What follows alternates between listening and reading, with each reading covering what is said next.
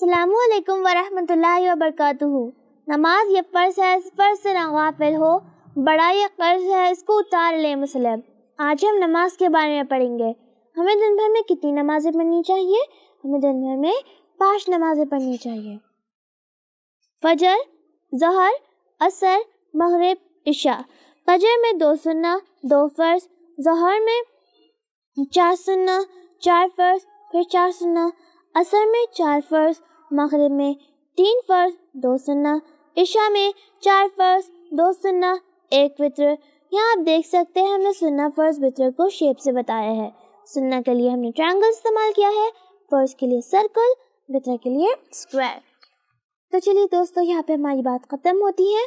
مومن کے لیے عجب نعمت ہے نماز، ایمان کے آغوش میں بستی ہے نماز، مرنے پہ نہ ملے گی کسی قیمت پر، اے زندگی والو ابھی سستی ہے نماز۔ اللہ حافظ۔